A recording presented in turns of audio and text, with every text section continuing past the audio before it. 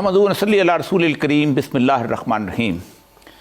معزز خواتین و حضرات، آج سے تقریباً 1 ماہ پہلے میں نے اپنی زندگی کا پہلا کسی سیاسی رہنما کا انٹرویو لیا تھا اور وہ تھے عمران خان صاحب. لیکن اس انٹرویو کے بعد بے شمار باتیں اور بے شمار گفتگو سننے کو ملی کہ انٹرویو تشنا رہ گیا. بے شمار ایسے سوالات تھے جو مجھے پوچھنے چاہیے تھے. بہت ساری ایسی چیزیں ہیں جو اس کے بعد 1 مہینے میں گزری ہیں. اور یہ ملک بڑا عجیب ہے، اس میں ہر دن نیا طوفان برپا ہوتا ہے اور نئی گفتگو کرنا پڑتی ہے. لیکن عمران خان صاحب کی مہربانی ہے کہ آج وہ پھر ہمارے ساتھ موجود ہیں. السلام علیکم ورحمۃ اللہ. وعلیکم السلام. خان صاحب، 10 مہینے پہلے یا 8 مہینے پہلے ایک تبدیلی آئی تھی اور ایک صاحب نے اس کے اگلے دن انٹرویو دیتے ہوئے کہا تھا دیکھو ڈالر کا ریٹ جو ہے وہ کتنا اچھا ہو گیا اور اسٹاک مارکیٹ بھی بہت اونچی ہو گئی. لیکن میں اس وقت جو صاحب نظر لوگ تھے جو جانتے تھے وہ سمجھتے تھے کہ یہاں یہ تبدیلی صرف اس لیے لے آئی گئی ہے کہ یہ کنٹینمنٹ آف چائنا کا ایک پروگرام ہے کہ پاکستان ڈسٹرب رہے اور پاکستان جو ہے وہ ڈیفالٹ کی طرف جائے. اب تو حالات بہت خراب ہیں. میں اور یہ جی میں نے اس کے اوپر بڑا، کیونکہ میرے تو سامنے سب کچھ یہ سازش کھلی ہے نا، میں نے تو اس کو سلو موشن میں دیکھا ہے سازش کو، اور میں نے پھر بعد میں بھی اسیس کیا کہ اس کے پیچھے کیا مقاصد ہو سکتے تھے. پہلی چیز تو یہ کلیئر ہو جائیں کہ یہ صرف جو ہم سمجھتے تھے کہ صرف یہ امریکہ سے آئی ہے سازش، اس میں کوئی شک نہیں کہ وہاں ان کی وائس ورثہ بھی ہو سکتا، ان کی خواہش تھی کہ عمران خان کو ہٹایا جائے، کیونکہ وہ ان کو عادت پڑی ہوئی ہے ایسے یہاں حکمران جو کہ یعنی ان کی جو وہ حکم کرتے ہیں یا سلوٹ مار کے اس کو ایکسیپٹ کیا جاتا ہے. تو ان کو عادت پڑی ہوئی تھی وار آن ٹیرر کی. پھر اس کے بیچ میں ریمنڈ ڈیوس کو پکڑا دیا جو دن دہاڑے لوگوں کو گولی مار کے وہ اس کو دے دیا واپس. یعنی ڈرتے تھے کوئی بھی سٹینڈ لیتے ہوئے کہ ایمل کانسی ہو گیا، وہ رمزی یوسف ہو گیا، ان کو غیر قانونی طور پہ ان کو خوش کرنے کے لیے اپنے قانون توڑ کے پکڑا دیا. پھر ساری وار آن ٹیرر کے اندر پاکستان کے سارے قوانین کی وائلیشنز ہوئی، آپ نے گوانٹانامو میں پہنچا دیا. جو بھی کیا ان کو عادت پڑی ہوئی تھی کہ پاکستان میں کوئی ان کے جو بھی ان کے حکم کے خلاف یا ان کے انٹرسٹ کے خلاف اپنے ملک کے انٹرسٹ کے لیے بات کرتا تھا تو اس کو ان کے لیے پہلی یہ ایسی ٹائم تھا اور ان کو یہ پسند نہیں تھا. لیکن ادھر سے یہ نہیں بات شروع ادھر سے ہوئی ہے. اور اب ہمیں پتہ چل گیا کہ حسین حقانی کو ہائر کیا گیا. جی جی سپٹمبر کے اندر 2021 میں اس کو ہائر کیا گیا. اور میں پرائم منسٹر ہوں، ہمارے گورنمنٹ کے ہوتے ہوئے ہائر کیا اور ہمیں نہیں پتا کہ ہائر ہوا ہے. اور وہ وہاں پروموٹ کس کو کر رہا تھا؟ وہ میرے خلاف وہاں کام کر رہا تھا واشنگٹن میں اور پروموٹ کر رہا تھا باجوہ صاحب کو. بلکہ 1 سال بعد اس کو پتا چلا کہ فوج بہت اچھی ہوگی. اس نے ایک دم سارا وقت پاکستانی فوج کے خلاف، میمو گیٹ کے اندر وہ نمبر 1 کردار، ٹھیک، اور ایک دم وہ پاکستانی فوج کے خلاف اور پرائم منسٹر کے خلاف شروع ہو گیا. اور اس نے ٹویٹ بھی یہ کی ہوئی ہے کہ بڑی کہ جنرل باجوہ ٹھیک امریکن سٹینڈ کے ساتھ کھڑے ہیں، پرو امریکن ہے، اور عمران خان اینٹی امریکن ہے. اس کی ایک ٹویٹ بھی ہے. تو کہنے کا مقصد یہ ہے جی کہ گیم تو یہاں سے شروع ہوئی. ٹھیک، اور افسوس سے مجھے کہنا پڑتا ہے کہ اس گیم کے پیچھے ایک ذاتی مفادات تھے اور اس گیم کے پیچھے اپنی ذات کو پروموٹ کرنے کے لیے ساری گیم شروع ہوئی. اپنے انٹرسٹ کے لیے اور لوگوں کو بیچ میں شامل کیا گیا. یہ تاثر دیا گیا کہ میں جنرل فیض کو بنانا چاہتا ہوں آرمی چیف، جبکہ میرے کوئی ذہن میں بھی نہیں تھا اس وقت. پچھلے جون میں کوئی بھی آ جائے فرق کو نہیں پڑتا، سب ایک جیسے ہو جاتا. اور جون کے اندر یعنی پچھلے جون میں نومبر میں اس نومبر میں ہونا تھا تو میرے کون سے اتنے زیادہ اور مسئلے مسائل تھے. تو میرے ذہن میں کیا تھا کہ کون آرمی چیف، اور پھر مجھے کیا فرق پڑتا ہے میرٹ کے اوپر جو آرمی چیف آئے. میں نے کون سے اپنی کوئی NRO 2 لینا ہے یا NRO 1 لینا ہے، مجھے کیا فرق پڑتا تھا. تو اس لیے وہ ادھر یہ بھی سازش یہیں سے ہوئی کہ جی عمران خان وہ جنرل فیض کو چاہتا ہے تاکہ باقی خلاف ہو جائے عمران خان کے، اور وہاں سے وہ سارا وہ مل کے تو پھر فیصلہ ہو گیا کہ جی یہ شہباز شریف کو لے کے آنا ہے. تو یہ پوری یہ سازش اب تو آہستہ آہستہ ساری انفولڈ ہو رہی ہے. سچ اللہ الحق ہے جی، سچ کا. لیکن اس 10 مہینے کے اندر جو نقصان ہوا ہے اور جو صورتحال ہوئی ہے، نہ صرف معاشی بلکہ ہماری پولیٹیکل ویلیوز کا بھی عجیب و غریب نقصان ہوا. مثلا میں بیوروکریٹ ہوں, مجھے پتہ ہے کہ گورنر کا حکم جو ہے نا وہ ایک ایس ایچ او بھی نہیں مانتا, پٹواری بھی اس کا فون نہیں سنتا. ایک چیف سیکرٹری نے کیسے اس کا حکم مان لیا کہ صرف گورنر تھا اس کے پیچھے؟ دیکھیے جی, پہلے تو یہ دیکھ لیں کہ جو نقصان ہوا پاکستان, ٹھیک, سب سے پہلے تو معیشت تباہ ہو گئی. اور یہ مجھے پھر افسوس سے کہنا پڑتا ہے کہ میں نے یہ جو ایک آدمی نے جس نے سارے فیصلے کیے ہیں, جو ذمہ دار ہے سب کا, میں نے اس کو کہا, میں نے کہا یہ اگر سازش ہو گئی کامیاب تو یہ معیشت کوئی نہیں سنبھال سکے گا. اور میں اگر آپ کو میری نہیں سمجھ آ رہی تو میں یہ جو معیشت کا ایکسپرٹ ہے شوکت ترین, اس سے تو کم از کم پوچھ لیں کہ کیا اثرات ہوں گے اگر اس سٹیج کے اوپر آپ نے رجیم چینج کیا. اور اس نے بھی سمجھایا اور ہم دونوں سے دلاسا دیا کہ فکر ہی نہ کریں, ہم تو کنٹینیوٹی چاہتے ہیں. پیچھے سے وہ چوری چل رہی تھی. تو ان سے معیشت سنبھلنی نہیں, کیونکہ پہلے تو مجھے یہ کوئی سنہری دور بتا دیں نون لیگ کا جب انہوں نے کوئی بہت بڑے کام کیے ہوں. 99 میں گئے پاکستان بینکرپٹ, 2018 میں یہ گئے پاکستان بینکرپٹ. تو ان سے جو اسحاق ڈار 2 دفعہ بینکرپٹ کر کے ملک گیا ہے اس نے آگے سنبھالنا تھا. تو یہ جو ہوا ہے وہ ہونا تھا. لیکن جو افسوسناک بات یہ ہے کہ انہوں نے پاکستان کو ادھر لے گئے ہیں جدھر اب وہ فٹ ان ہوتا ہے. وہ جو پرکنز کی کتاب ہے confessions of an economic hit man, economic hit man کیا کرتا ہے کہ وہ اس کی ساری کتاب کا مفہوم یہ ہے کہ وہ آ کے پہلے ایک معاشرے کو اس کی معیشت کو قرضے دے کے تباہ کرتا ہے, اسٹرکچرل لونز, اور پہلے تباہ کرتا ہے, اور اس کے بعد جب وہ گھٹنوں پہ آ جاتے ہیں ایک ملک تو پھر ان کے ایسٹس سٹرپ کرتا ہے, ان کے پرائیویٹائز کروا کے ان کے ایسٹس لے جاتا ہے. یہ اس کا اثر تھا. تو اب کیا پاکستان میں ہو رہا ہے؟ اب ہم ادھر پہنچ گئے ہیں. اب IMF نے پہلے تو ایک جو کنڈیشنز لگائی ہیں, آج پاکستان کی تاریخ کی سب سے زیادہ مہنگائی ہے. سب سے خوفناک چیز ہے آٹا دگنا ہو گیا. 8 مہینے میں آٹے کی قیمت دگنی ہو گئی ہے. یہ سب سے یعنی ایک جو ہٹ کرتا ہے عام لوگوں کو. تو کھانے پینے کی چیزیں بھی مہنگی, آج 50 سال میں سب سے زیادہ مہنگائی. آج انڈسٹری بند ہو رہی ہے, آج بے روزگاری بڑھ رہی ہے, جبکہ 8 مہینے پہلے پاکستان کی record industrial production, exports, tax collection, پیداوار, 4 فصلوں کی ریکارڈ پیداوار, اور IT سب سے بڑی ٹیکنالوجی کی طرف جا رہے تھے. 75% IT آگے بڑھ رہا تھا.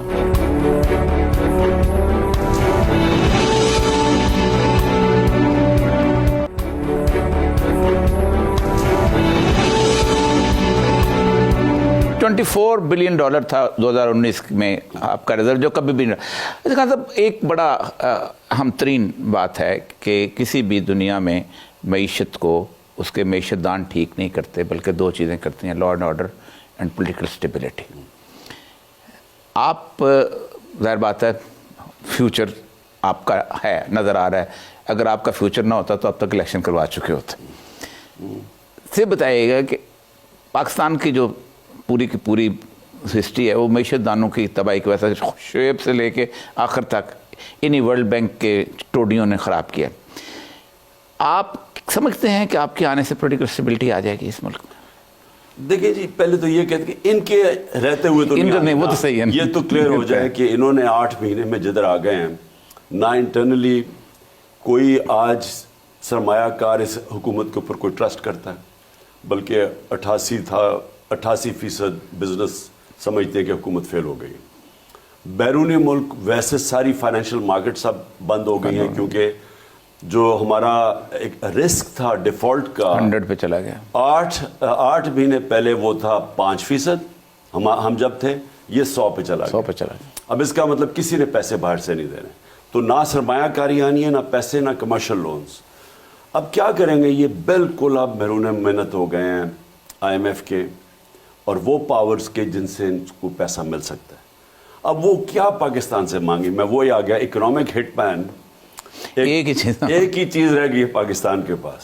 اور خدا نہ خواستہ اگر آپ اس کے اوپر ڈیل کر لیتے ہیں, اور یہ کر سکتے ہیں کیونکہ ان کا سٹیک ہی پاکستان میں نہیں ہے, یہ تو باہر رہتے ہیں پاکستان, پیسہ ان کے باہر پڑا ہے, ڈالر اگر مضبوط ہوتا ہے روپیہ گرتا ہے. اب روپیہ گرتا گیا جب سے, سوچ لیں کہ اوپن مارکیٹ میں 260 روپے کا ڈالر ہے. ٹھیک. ہم جب انہوں نے نو کانفرنس کیا تو 178 روپے کا ڈالر تھا. ٹھیک. اب یہ جو ایک کتنا بڑا تیزی سے گرا ہے نیچے, کوئی اس کے ایکسپلین تو کریں کہ کیا ہوا ہے. میں پہلے تو میں یہ سمجھنا چاہتا ہوں وہ کون سی قیامت آ گئی تھی کہ ایک دم ملک ایسے گیا نیچے. تو میں اس لیے کہتا ہوں کہ یہ تو اکنامک ہٹ مین لگ رہا ہے. اصل وہی تھا نا, پولیٹیکل انسٹیبلٹی لے آؤ, تباہ برباد. اور پھر وہی یہی جو لوگ اب ڈیمانڈ کریں گے پاکستان سے, تو میں کہہ رہا ہوں کہ ان کو تو فرق نہیں پڑتا کیونکہ ان کی تو دولت باہر پڑی ہے. فرق پڑتا ہے پاکستانیوں کو کہ اگر خدا نہ خواستہ اس کے اوپر ہم کمپرومائز کر گئے تو مجھے تو خوف ہے پھر پاکستان کے فیوچر کے اوپر. صاحب ایک ڈیفنس ایمرجنسی کی اسٹریٹجی ہوتی ہے. آپ جن لوگوں کا جس انسٹیٹیوشن کی ذکر کر رہے ہیں, آج ہمارے پاس $5,000 میرے اگر اکاؤنٹ میں ہے تو میں نکالنے جاؤں تو مجھے 3 ہفتے کی مہلت دیتے ہیں. آج خدا نہ خواستہ ہم کسی بھی بارڈر پہ ویسٹرن ایسٹرن پہ ہم جنگ پہ جائیں, آپ کا تو 3 دن کا پیٹرول نہیں, اب کریں گے کیا؟ نہیں دیکھیں آریہ صاحب, یہ بہت بڑا ٹریجڈی ہوئی ہے پاکستان سے, اور میں نے جب کہا کہ یہ سازش ہے اور اس کے اوپر انویسٹیگیٹ کرنا چاہیے, اور چیف جسٹس صاحب کو ہم نے, ڈاکٹر عارف الوی نے بھی بھیجا وہ مراسلہ کہ یہ اس کے اوپر کم از کم پوچھے تو صحیح کہ ہوا کیا ہے. ایک وہ کہتا ہے, ایک دن حکم دیتا ہے کہ عمران خان کو ہٹاؤ, ڈونلڈ لو کہتا ہے, اگلے دن ووٹ آف نو کانفرنس ظاہر ہو جاتی ہے, اور اس کے بعد ہمارے لوگوں کو ایک دم پتہ چلتا ہے کہ جی یہ تو بہت بری حکومت ہے, اور وہ چھوڑنا شروع کر دیتے ہیں. ان میں سے کئی جو امریکن ایمبیسی میں جاتے تھے, ہمارے پاس ریکارڈ ہے IB کا کہ جو سب سے پہلے گئے ہیں ہماری پارٹی چھوڑ کے, وہ امریکن ایمبیسی میں جا کے میٹنگز کرتے تھے. اب راجہ ریاض نے کون سی فورن پالیسی پہ بات کرنی امریکن ایمبیسی میں جا کے. تو یہ سب یہ اوپن میٹنگز ان کی اپوزیشن لیڈر سے ہوتی تھی, جیسے وہ باقی جگہ اپوزیشن لیڈر سے زیادہ میٹنگز, وہ اپوزیشن لیڈر جو کہ اپوزیشن لیڈر بھی نہیں تھے, ان سے زیادہ میٹنگز. اور ہمارے جو بیک بینچرز تھے, جو ان کا خیال تھا خوش نہیں ہے ہماری پارٹی سے, ان سے میٹنگز کر رہا ہے امریکن ایمبیسی. تو اگر وہ ہو جاتی جی اس کے اوپر, اگر آپ کرتے یہ کہ سازش کے اوپر کوئی پوچھے تو صحیح کہ ملک سے ہوا کیا ہے. کیونکہ آج مجھے بتایا ہے کہ یہ جو ادھر ہمارا مسئلہ کیا تھا, ہمارا مسئلہ تھا تیل کی قیمتیں اوپر چلی گئی. ٹھیک. تو تیل کی قیمت ہمارے دور میں تو $103 سے $115 پہ گئی ہے, آج $70 سے $80 پر تیل ہے. تو آج کیوں تیل اتنا مہنگا ہے, ڈالر ختم ہو گئے ہیں, آج کیا ہوا ہے؟ تو یہ بڑا ہمارے لیے لمحہ فکر ہے کہ ان چوروں کو جنہوں نے اس ملک کو 2 خاندانوں نے لوٹا, ان کو صرف یہاں بٹھا دیا آ کے, وہ اپنی چوری ختم کرنی شروع ہو گئے. اتنی تیزی سے کبھی کسی ملک میں کرپشن کے کیسز ختم ہوئے ہیں؟ یعنی ایسے ہوا ہے کہ 1100 ارب روپے کے کرپشن کے کیسز ایک دم آپ ہضم کر جائیں. قانون بدل دو, رول آف لا ہو جاتا ہے نا. میں یہ آپ کو کہہ رہا ہوں جی, یہ جو کیا ہے انہوں نے, اس سے بڑی غداری ملک سے کیا ہو سکتی ہے کہ آپ پہلے چوروں کو بٹھا دیں, وہ ملک کی اکانومی تباہ کر دیں, اور وہ صرف اپنے کرپشن کیسز ختم کر دیں. ایک کے بعد دوسرے کے کرپشن کیس ختم ہو رہے ہیں. مریم بھی پاک ہو گئی ہے, وہ شباز شریف بھی پاک, اس کے بیٹے بھی پاک ہو گئے, داماد بھی پاک ہو گیا. اب اور باقی سارے غریب لوگ جیلوں میں گل. یہاں ایک بڑی مزیدار بات آپ نے پچھلے انٹرویو میں کہی ہے, میں ذاتی وٹنس ہوں. یہ جو نیب بنی تھی مشرف کے دور میں, ایک شخص کے خلاف کیس میں نیب کی عدالت میں لے کے پیش ہوتا تھا, اس کو انہوں نے وزیر اعلیٰ بنانا تھا. میری ساری گواہی پیچھے رہ گئی, وہ وزیر اعلیٰ بن گیا بلوچستان کا. مجھے کوئی بات, یہ سارے کے سارے پولیٹیکل انجینئرنگ سے لیے استعمال ہوتے رہے ہیں, سارے کے سارے, right from Ayub Khan onward. اس نے آ کے کہا کرپشن پہ گورنمنٹ, یا خان نے کہا کرپشن گورنمنٹ چلا. آپ نے پھر اسی ISI کو کہا ہے کہ وہ بہت زبردست, ان کو روکے گا کون؟ میری اور یہ جی میں آپ کو ذرا بتاتا ہوں, مسئلہ ہی پاکستان کا رول آف لا ہے. صحیح. صرف مسئلہ ایک ہی ہے. آپ مجھے کہنا کہ آج کیا مسئلہ ہے, انصاف نہیں ہے. انصاف آتا ہے رول آف لا سے. صحیح. رول آف لا کا مطلب یہ قانون کے سامنے سب ایک برابر. صحیح. وہ جو میرے نبی صلی اللہ علیہ وسلم نے مدینہ کی ریاست میں سب سے پہلے قائم کیا تھا, انصاف, عدل اور انصاف, کہ میری بیٹی بھی چوری کرے تو اس کو سزا ملے گی. یعنی ایک دیکھیں نا, ایک کمٹمنٹ شو کی کہ کوئی بھی قانون کے اوپر نہیں ہے, میری بیٹی بھی نہیں ہے, اور سب سے پیاری بیٹی کا نام بے شک. اور اس کے بعد انہوں نے کہا کہ بڑی قومیں تباہ ہوئی, جب طاقتور چوری کرے تو اسے چھوڑ دو. اب یہ ہماری تباہی آپ کے سامنے ہے. ہمیں کوئی صرف اس حدیث کے اوپر سوچ لینا چاہیے کہ یہ حدیث کی وجہ یہ اس میں حدیث میں 1500 سال پہلے بتا دیا تھا کہ تم نے اگر تباہ ہونا ہے تو یہ کرو جو آج NRO2 دے کے آپ پاکستان سے کر رہے ہیں. اس کی کیا ایکسپلینیشن ہے کہ ایک گورنمنٹ کی 17 سال میں سب سے بہترین معاشی پرفارمنس، 17 سال کے اندر جب بہترین اکنامک انڈیکیٹرز تھے، اور وہ ڈالرز کے بغیر جو ہمارے صرف ہمارے 3 مارشل لاز میں اتنی پرفارمنس ہوئی ہے اکانومی کی، ایوب خان کی، وہ بھی امریکن اسسٹنس بہت تھی، ساری امریکن ڈالرز آ رہے تھے. امریکن ڈالرز کے باوجود 2 سال کرونا کی دنیا میں تباہی کے باوجود ایک گورنمنٹ پرفارم کر رہی ہے. آپ نے اس کو گرا کے چوروں کو اوپر بٹھا دیا، اور ان چوروں نے ملک کا بھی بڑا گھر کر دیا، اور 1100 ارب روپے کی چوری، 480 ارب روپیہ، اور یہ جی ہماری گورنمنٹ میں ہم نے وصول کیا تھا نیب کے ذریعے 480 ارب روپیہ. 280 18 سالوں میں، ہمارے دور میں 480، کیونکہ ہم نے ان کو چھوڑ دیا کہ جو کیسز تھے، یہ تو جو انجینئرنگ روک دی، اور سارے کیسز پرانے تھے. ہمارے دور میں تو صرف شہباز کے کیسز تھے، اور وہ 95% پرانے کیسز تھے. اب وہ سارے معاف ہو گئے. کیا بہتر نہیں ہوتا کہ آپ ایک اس کے برابر کا بڑا سول ادارہ جو ہے وہ بنا لیں؟ ہمارے ملک کی بدقسمتی شاید یہی ہے کہ ہمارے ہاں سول ڈیفنس کا ادارہ بھی نہیں ہے، وہ بھی ہم فوج کی طرف دیکھتے ہیں. اور یہ سب دیکھیں، یہ جو مارشل لاء آتا ہے نا، جو آپ نے شروع سے ایوب خان کے سے بات کی، وہ آتا ہی ادارے تباہ کر کے. صحیح بات. آپ جب کہیں کہ میں قانون سے اوپر ہوں، آئین کے اوپر ہوں، جس دن آپ نے مارشل لاء اناؤنس کیا، اس کا مطلب رول آف لاء ختم، اس کا مطلب کہ میں اب آئین کے اوپر آ گیا ہوں. ٹھیک، اور وہ آپ چلنے بھی نہیں دیں گے وہ اداروں کو. ان کو ضروری آپ کو کمزور کرنا پڑے گا، کیونکہ کیسے آپ کھلا چھوڑیں گے ان کو؟ اب عدالت کو آپ چھوڑ دیں، وہ آپ کا کہے گا کہ جی آپ وغیرہ ہی نہیں ہے. تو وہ سارا سسٹم کو جب سبارڈینیٹ کرتے ہیں تو لاء ختم ہو جاتا ہے. اب ہمارا تو ٹریجڈی یہ ہے کہ یہ جو 2 چور آئے، چور خاندان، انہوں نے آتے ساتھ ہی انہوں نے بھی وہ ختم کر دیا. انہوں نے اداروں کو ٹھیک نہیں ہونے دیا. کیونکہ اب آپ سوچ لینا، شہباز شریف آیا، سب سے پہلے اس نے FIA کے اوپر حملہ کیا.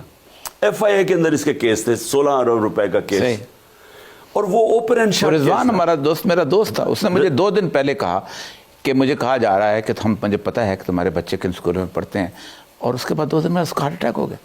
اس کو وہ شدید پریشر میں لے آیا. آتے ساتھ ہی پہلے ادارہ انہوں نے جس نے زبردست کام کیا ان کی جو منی لانڈرنگ اور یہ جو ان کی چوری ان کو پکڑ کے، اس ادارے کو انہوں نے اٹیک کیا.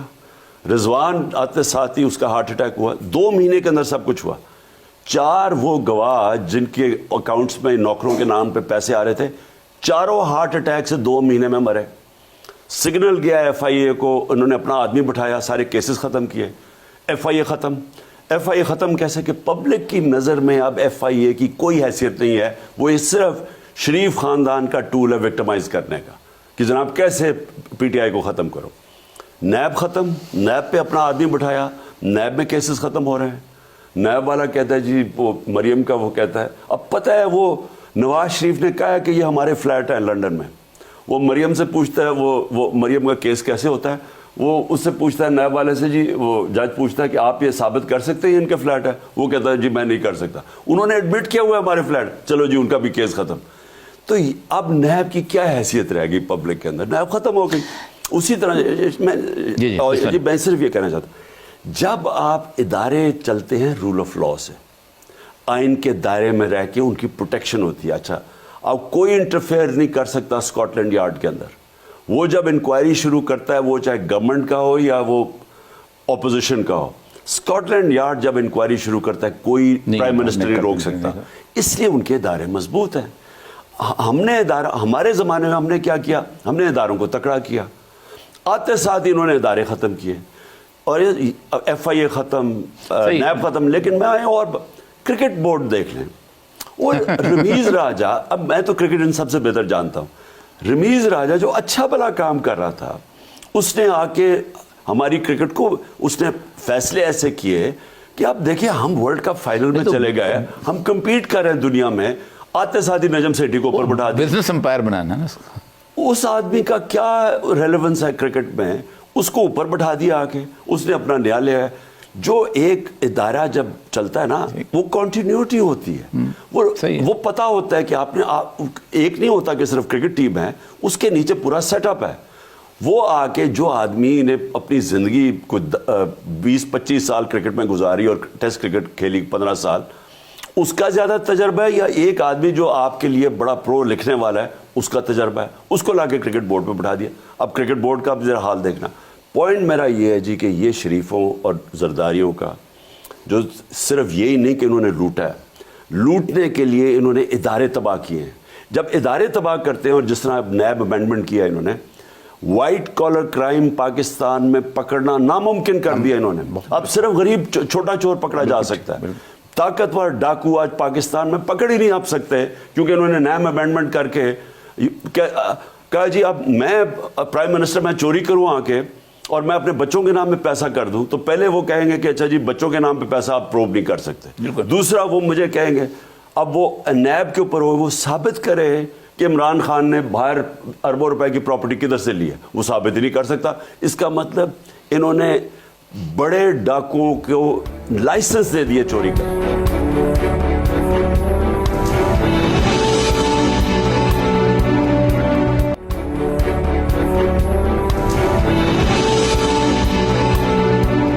انگریز نے جو ایس ایچ او کو اختیار دیا تھا نا، وہ تھا کہ اگر میں یہ پین ثابت نہیں کر سکتا ہوں کہ میں نے کہاں سے خریدا تو مجھے چوری میں پکڑ سکتا تھا، لیکن انہوں نے الٹ دیا. ایک بہت سینسٹیو سا ایشو جو پاکستان کی اخلاقیات کے ساتھ تعلق رکھتا ہے، میں خاص طور پہ جذباتی ہوں اس معاملے میں.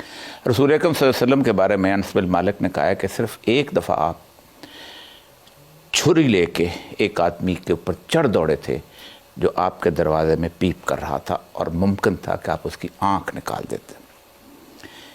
انسانی زندگی کے اندر آپ نے فرمایا اس کعبے سے زیادہ ایک انسان کی ذاتی زندگی مقدس اور اہم ہے.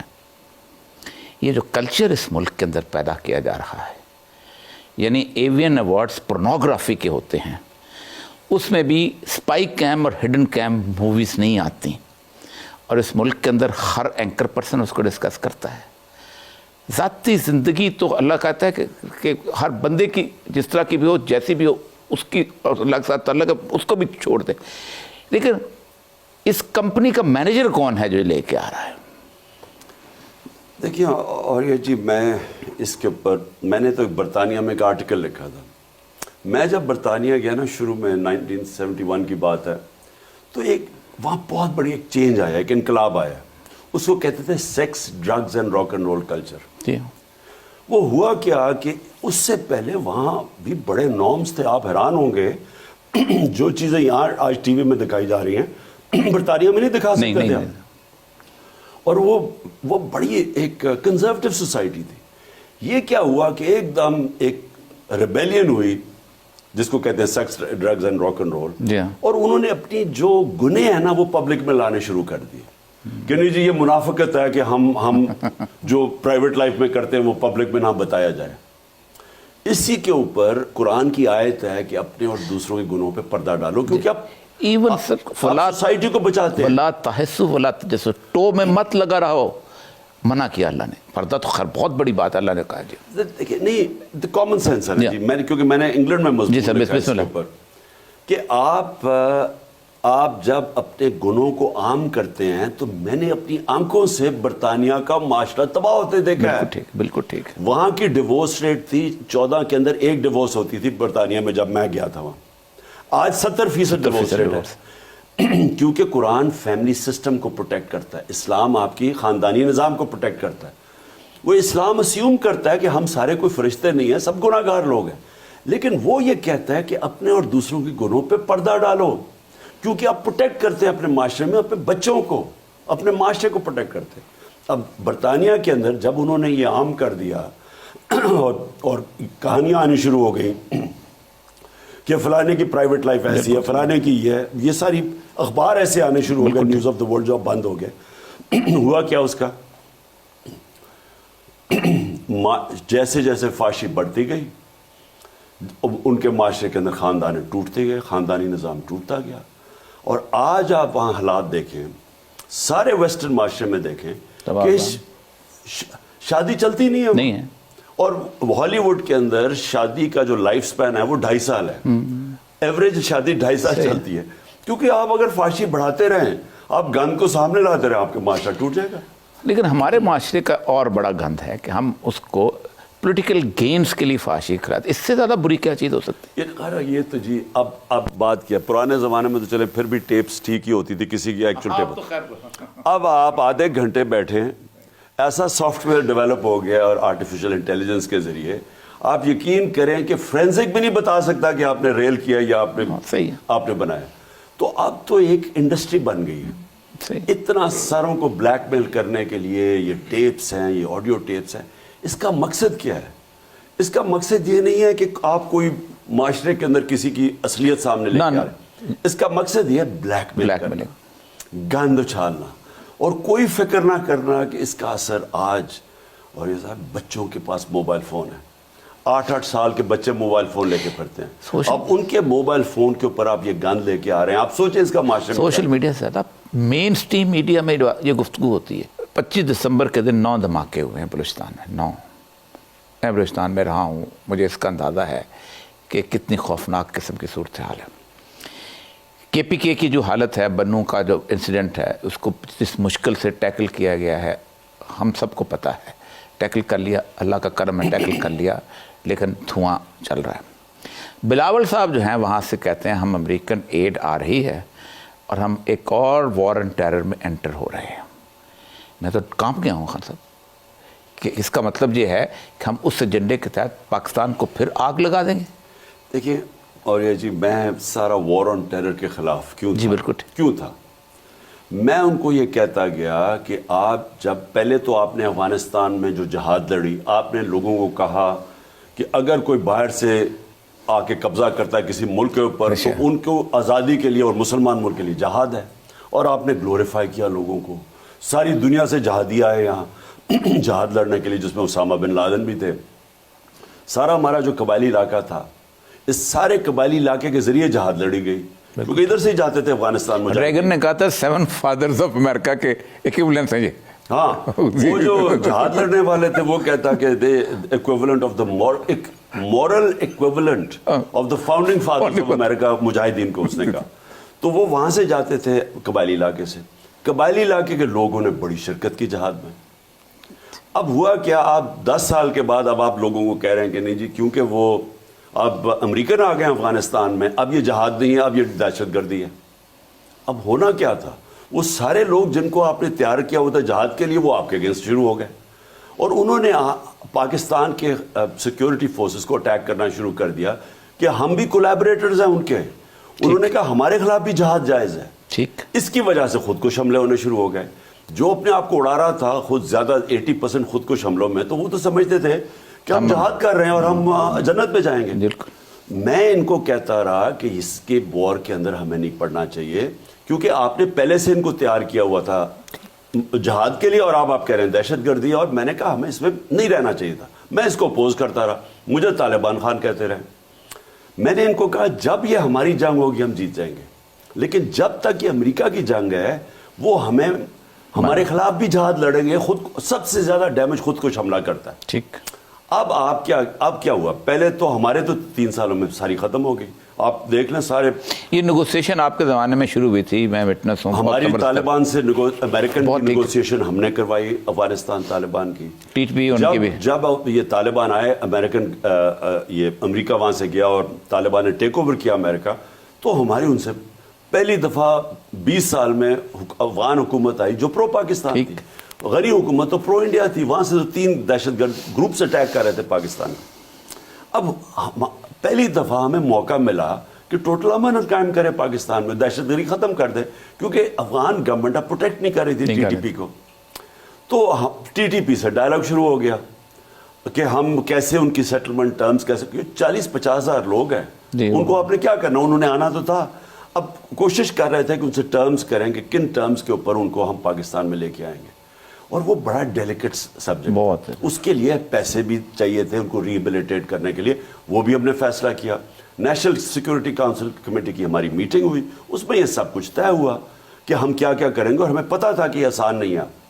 آپ یقین کریں کہ ہم جیسے گئے نہ کسی نے پرواہ کی ادھر کی، نہ انہوں نے ان کا اور آہستہ آہستہ پہلے وہ ملاکنڈ میں آ گئے. اب اس میں ہمیں بارڈر تھا گورنمنٹ کے ہاتھ میں. اب سوال یہ ہے کہ یہ فیڈرل گورنمنٹ جی بالکل ہے ان کے ہاتھ میں. کس طرح لوگ مالاکنڈ آ گئے, وہاں لوگ کھڑے ہو گئے اور سارے لوگوں نے کہا کہ یہ ایک ملی بھگت ہے, فکس میچ ہے, یہ پی ٹی آئی کی گورنمنٹ کو ڈیسٹیبلائز کرنے کے لیے ہوا. اس کے بعد یہ بڑھتا گیا, ادھر سے مالاکنڈ سے ختم ہوا, وہاں چلے گئے, ادھر سے اب اوپر سے شروع ہو گیا. اب یہ بڑا خطرناک ہے. اس میں اگر ہم نے عقل سے ناکام کیا, اگر ہم نے پھر استعمال ہوئے کہ جی کسی اور امریکی ایجنڈے کے تحت ہم اگر ان سے ایڈ لے کے یہاں مار دھاڑ شروع ہو گئی, وہ پھر جہاد ہمارے اوپر ڈکلیئر کر دیں گے. اور میں آپ کو یہ کہہ رہا ہوں کہ اس باری ہمارا جو ملک کے معاشی حالات ہیں ہم اس کو برداشت نہیں کر سکیں گے. کسی نے ہمیں مدد بھی نہیں کرنی. وہ امریکہ کے جو پینٹس آنے ہیں, بلاول صاحب جو لے کے خوش ہو رہے ہیں, تو پہلے بھی جو آئے ہیں امریکہ کے جو پیسے انہوں نے دیے ہیں, مجھے بتائے ہیں $100 ارب سے تو زیادہ پاکستان کو ٹرمپ یہی تو کہتا ہے کدھر گئے وہ نہیں. اور وہ جو $20 ارب سے کیا فائدہ ہوا. تو ہم یہ جو اپنے آپ کو بیچتے ہیں, دیکھیں اتنا نقصان پہنچایا دونوں یہ پیپلز پارٹی اور نون کی حکومتوں نے 90 کی دہائی میں. امریکہ میں جا کے کہتے تھے کہ جی ہمیں بچا لو, نہیں تو دہشت نہیں تو انتہا پسند آ جائیں گے, فنڈامنٹلسٹ آ جائیں گے. ایرانین ریولوشن کے بعد ایک مسلمان دنیا کے اندر ایک عجیب کام شروع ہو گیا کہ سارے منکروں کو کہتے تھے کہ جی اگر ہمیں نانا آپ نے بچایا تو وہ خمینی ٹائپ انقلاب آ جائے گا اسلام کا. وہ اسلام سے ڈراتے تھے پورے مڈل ایسٹ سارے. ارے مڈل ایسٹ میں بھی ہر کوئی ڈکٹیٹر یہ کہہ رہا تھا کہ میں لبرل ہوں, ماڈریٹ ہوں, اور باقی یہ انتہا پسند ہے. یہ جا کے خواجہ آصف فارن منسٹر تھا, ان کو کہتا کہ ہم لبرل ہیں اور یہ لیکن عمران خان اور اس کی پارٹی پی پارٹی اور رائٹسٹ ہے. سو یہ لوگوں کو خود جا کے پاکستان کا امیج تباہ کرتے تھے. خود کہتے تھے کہ ہم پاکستان میں بہت بڑی انتہا پسندی ہے اور ہم لبرل ہیں, تو خود پاکستان کا امیج خراب کرتے تھے. اور اب پھر یہ جو بلاول گیا ہے پھر شروع ہو گیا. ہمارا کام ہے سیٹل کرنا ہی. ہم امریکہ کو انوالو کریں گے, اس میں بڑی کمپلیکیشنز ہوں گی. اب ان سے آپ امداد لے رہے ہیں, باڑ لگائی ہے ہم نے, کیا ہمیں نہیں پتا چل رہا تھا جب باڑ ٹوٹ رہی ہے؟ وہ سامنے ہمارے باڑ ٹوٹی ہے, سوشل میڈیا پہ امیجز آ رہے ہیں. بالکل ٹھیک ہے. تو کیا ان کا کام تھا پولیٹیکل انجینئرنگ یہاں بیٹھ کے کرنا؟ ان کا کام نہیں تھا کیا جنرل باجوہ کو نہیں سوچنا چاہیے؟ اگر ان کے ساتھ مل کے اگر باڑ کی جنرل باجوہ کو بار بار کہا, میرے پاس ٹیکس ہے, میں بار بار کہا, جب آخر میں نے کہا ہمیں بڑا کیئرفل رہنا چاہیے, مجھے دہشت گردی کا ڈر ہے, یہ بڑھتی جائے گی دہشت گردی. تھرو آؤٹ میں اس کو کہتا رہا کیونکہ یہ بڑا جیسے ان کی ری سیٹلمنٹ آسان تو نہیں ہونی تھی. اب کیا ہوا ہے, انہوں نے میر علی میں کھڑا کر دیا طالبان کا جھنڈا, مرن شاہ میں انہوں نے بازار میں جا کے طالبان کا جھنڈا لگا دیا. تو اگر یہ بڑھتا گیا, اس کے ساتھ مجھے کوئی شک نہیں کہ ہماری سیکیورٹی فورسز میں بڑی قربانی کرنے, لیکن اگر پبلک سپورٹ نہ ہو تو کیا کریں گے؟ نہیں جی, لیکن اگر معاشی طور پہ ہم معاشی طور پہ بھی ختم ہے, ہمارے پاس پیسہ ہی کدھر ہے اب یہ ایک اور جنگ لڑنے کا, اور سارا بوجھ پڑ جائے گا کے پی حکومت کے اوپر کیونکہ وہ مرج ہو گیا اب. تو وہ اب, اور پولیس کیسے ان کے سامنے کھڑی ہوگی؟ نہیں, پولیس کو آپ ایکسپیکٹ کر رہے ہیں وہ لوگ جو فوجوں کے سامنے لڑتے رہے ہیں, اب وہ پولیس ان کا مقابلہ کرے گی.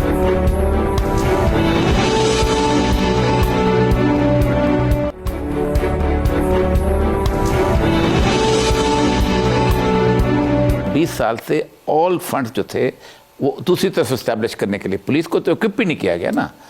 ہم نے کیا تھا, ہم نے 2013 میں شروع کیا پولیس کو کے پی میں اکوپ کرنا, لیکن وہ سیکیورٹی فورسز کے ساتھ کرتے تھے. لیکن اگر یہ سارا بوجھ پڑ گیا کے پی پولیس کے اوپر, اور پھر جو فنڈز دینے تھے انہوں نے فاٹا کے لیے, اور وہ بڑا امپورٹنٹ ہے, یہ فیڈرل گورنمنٹ نے جو ہم نے ایلوکیٹ کیے ہوئے تھے, انہوں نے فنڈز ہی روک دیے. وہ خیر انہوں نے جا کے اب کے پی کے وہ چیف منسٹر وہ آ کے انہوں نے بلکہ پریس کانفرنسز کر رہے ہیں کہ فنڈز روک دیا آپ نے فاٹا کے. اب فاٹا کے فنڈز روکنے کا مطلب یہ کہ وہ جو لوگ ہیں مرج جو مرجر کے خلاف ہیں وہ, اور طالبان بھی ٹی ٹی پی بھی ان کے خلاف ہے, تو یہ تو ایک پورا وہاں کیوس آنے والا ہے.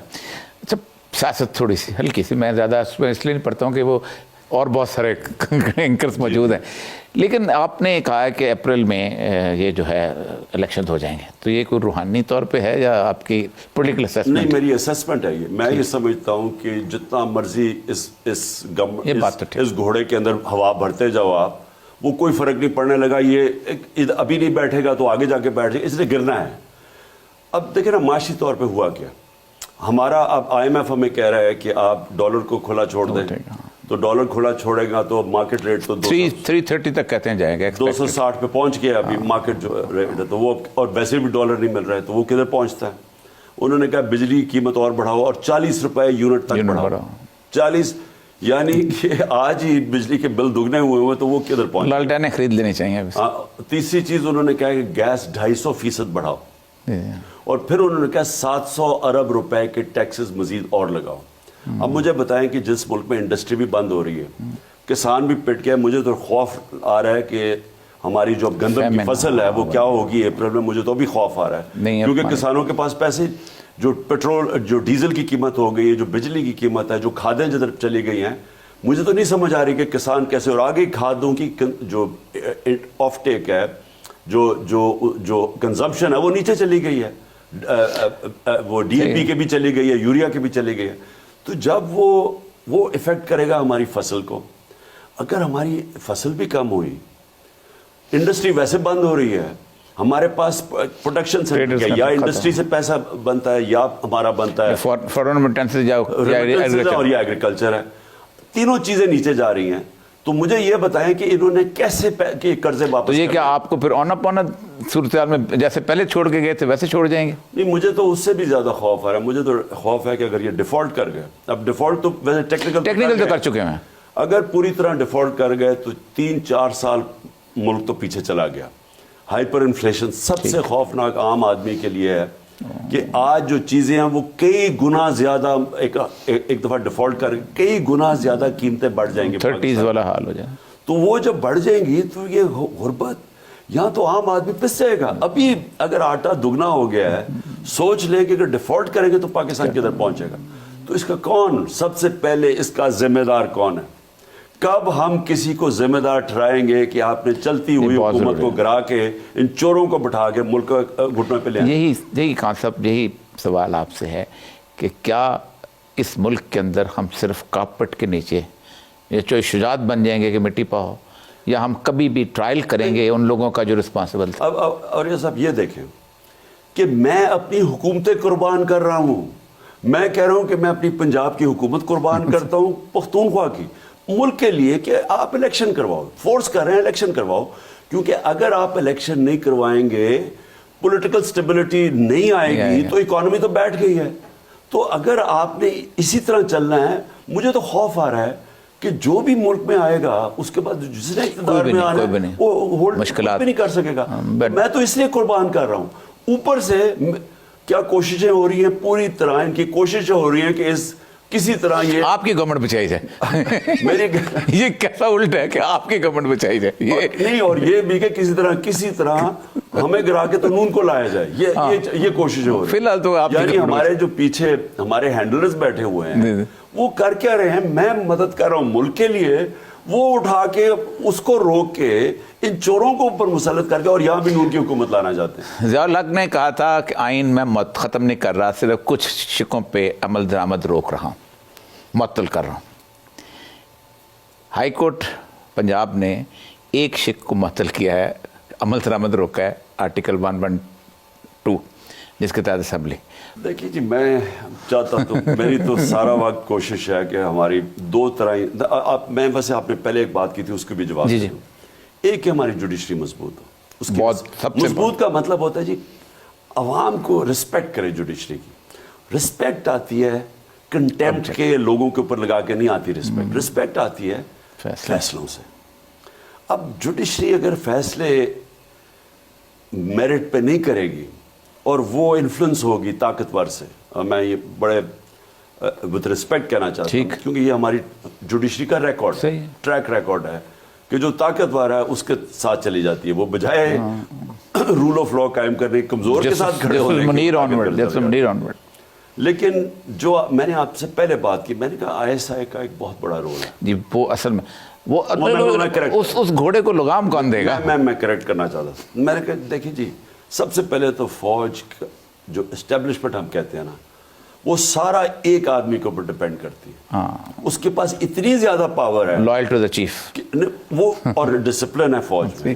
اس کے پاس پاور اتنی زیادہ ہے کہ وہ جدھر چاہے گا نا تو وہ تباہی بھی کر سکتا ہے. جو اس نے کیا, یہ جو تباہی کی ہے 8 مہینے پہلے فیصلے سے, ملک کی تباہی کر دی نا اس نے, وہ تباہ بھی کر سکتا ہے.